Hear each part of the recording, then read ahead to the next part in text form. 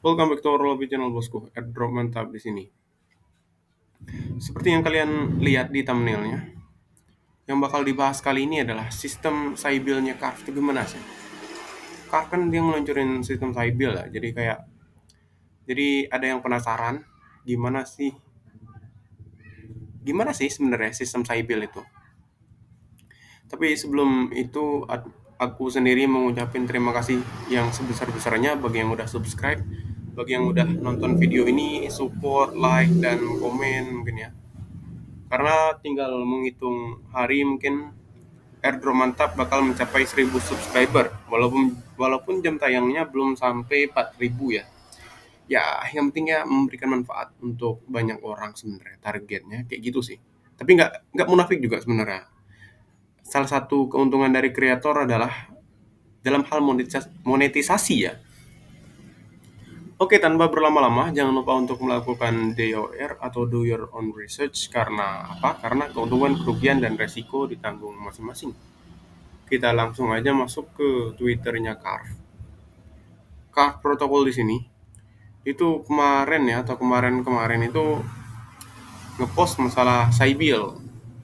Nah, kita lihatin post yang pertama masalah Sybil katanya sebenarnya video untuk Sybil kayak yang udah aku bilang di grup Telegram sebenarnya udah dibikin semalam. Cuman ada gangguan di bagian suaranya kayak remah-remah atau nggak jelas gitu. Ada suara gangguannya. Jadi hari ini nge-record ulang. Jadi di sini postnya dari Carve itu postingannya atau tweetnya itu our stand is clear katanya we are committed to rewarding real users not cyber farmer katanya. Kalian lihatin di sini highlightnya ini tebel ya hurufnya kata-katanya tebel. Jadi dia itu berkomitmen katanya untuk ngasih hadiah ke real user bukan cyber farmer. Tapi sebenarnya kalau menurut aku sendiri di project-project yang menurut kebanyakan orang menarik ya, jarang banget nggak ada Sybil. Jadi otomatis kemungkinan ya, sekecil-kecil apapun kemungkinannya, ada Sybil ya, kalau menurut aku sendiri. Dan Carve sendiri, di tweetnya itu kalau nggak salah udah berapa kali dia nge-tweet, dia bangga atau mungkin merasa gimana ya, merasa bangga mungkin dengan usernya yang banyak. Tapi mungkin ada hal yang mereka belum sadari mungkin ya. Kalau di antara user-user itu sebenarnya menurut aku sih ada Sybil. Tapi jangan lupa untuk melakukan DO ya. Sybil itu rata-rata di tiap project yang lumayan bagus menurut aku itu ada kayak yang udah aku bilang tadi sebelumnya.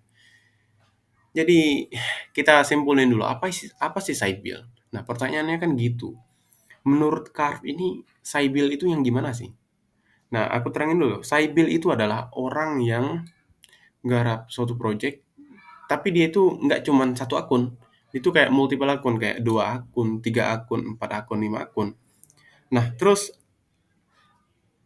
berapa akun sih yang dikategoriin Sybil? Sebenarnya kalau aku nanya ke teman yang udah lumayan lama ya terjun di dunia airdrop ini, katanya kehitung Sybil kalau punya 20 akun ke atas. Di atas 20 akun lah kayak gitu katanya. Itu menurut yang dia baca atau menurut info yang dia tahu. Tapi untuk Carve sendiri, mereka sendiri nggak ngejelasin berapa akun yang terhitung Sybil. Jadi kalau kita asumsiin ke umum, jadi kemungkinan 2 akun pun kehitung Sybil ya. 2 akun satu orang itu kehitung Sybil. Jadi bagi yang ngerasa Sybil, mungkin kalian bisa untuk melakukan self-report kayak yang kata Carve. Takutnya apa? Kalian bisa lihat di sini, self-report, kita klik dulu ya. Self-report your Sybil addresses and get 15% of your intended allocation. No question asked katanya. Jadi kalau kalian hitung self report, saya build address kalian itu bakal dapetin 15% dari persenan yang seharusnya. Kayak misalkan seharusnya 100% nih, kalian dapetin 15%. Ya mungkin menurut si Carve ini lumayan mungkin ya. Tapi kalau menurut usernya sendiri gatel hati mungkin ya. Di hatinya itu gatel ya. Ya iyalah, yang harusnya dapat 100% malah dapat 15%. Nah, terus deadline-nya katanya sampai 19 September. Terus untuk yang pilihan kedua katanya don't report and risk getting nothing if flagged by our cyber filter katanya.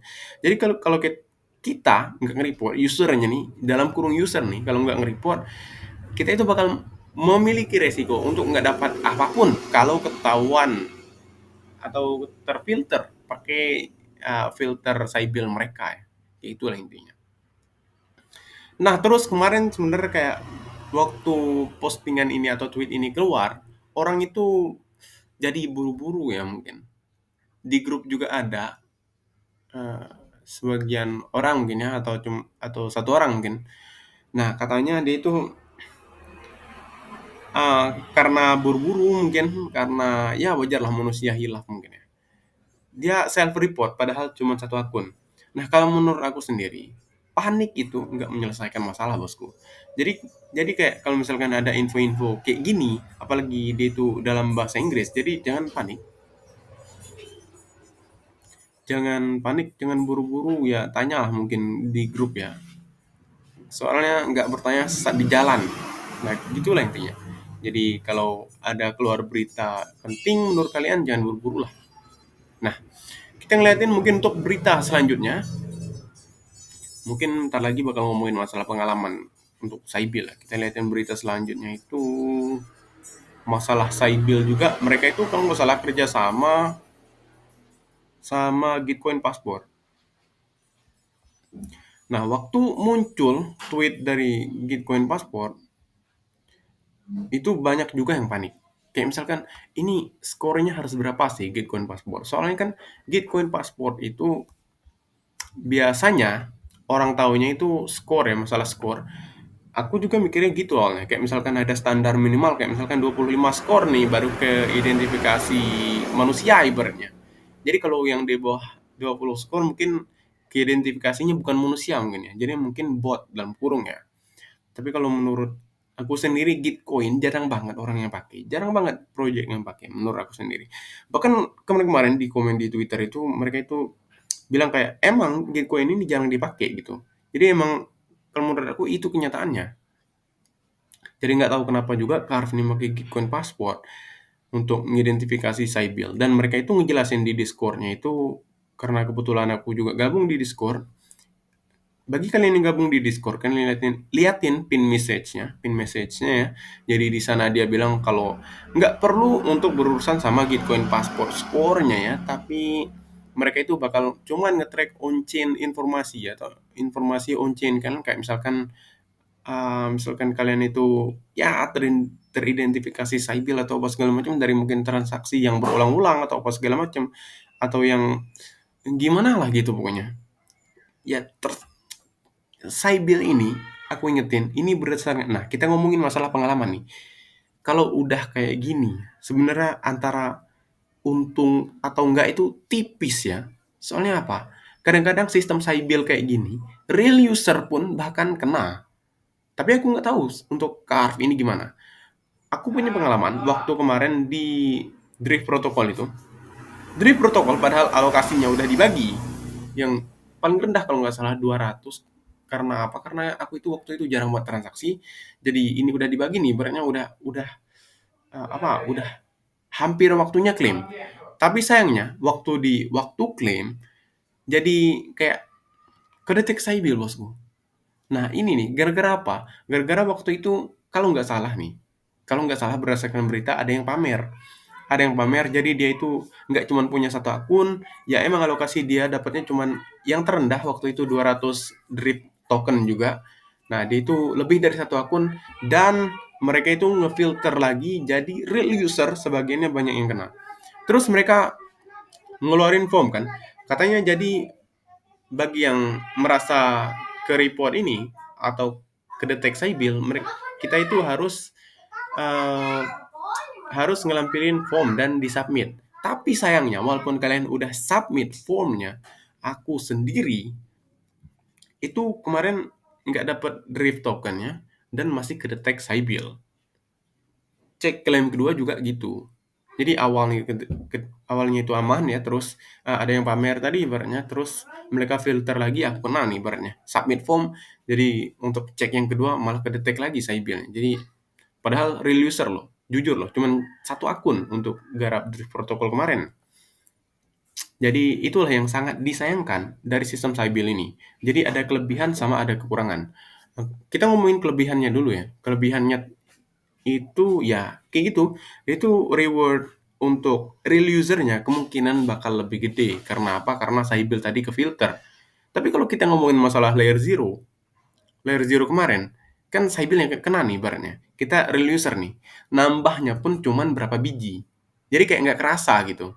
Jadi lebih gede alokasinya di mana? Nah, kayak itu. Lebih gede alokasi ke real user-nya di mana, bosku? Nah, jadi itu kemungkinan yang menurut orang kelebihan, tapi menurut aku sendiri itu kayak hampir ke kekurangan ya sebenarnya.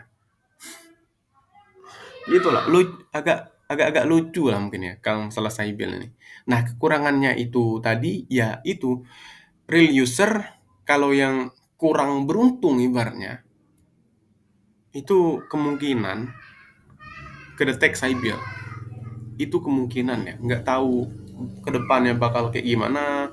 Ntar mungkin kedepannya ada pengumuman lanjutan mungkin dari Carve, dari tweet mereka ataupun di Discord. Insya Allah mungkin ntar di upload ya atau mungkin di forward message-nya atau pesannya atau tweet dari Carve sendiri di Telegram insya Allah. Jadi bagi yang belum masuk ke Telegram Telegram ya belum ikut Telegramnya Airdrop Mantap, silahkan kalian ke bagian profil, silahkan gabung di Telegramnya, itu gratis nggak berbayar bosku. Tapi emang agak sepi karena komunitas kita masih kecil ya. Jadi informasi ini ada informasi yang eh, agak-agak ini mungkin ya agak-agak sensitif mungkin bagi sebagian orang ya, tapi menurut admin jangan semuanya dicerna, jangan ditelan mentah-mentah informasinya. Jangan lupa juga untuk melakukan DOR, ini NFA ya, not financial advice. Jangan lupa untuk melakukan DR, do your own research. Karena apa? Karena keuntungan, kerugian, dan resiko ditanggung masing-masing. Ini udah mau maghrib, jadi sampai di sini aja. So see you guys in the next video.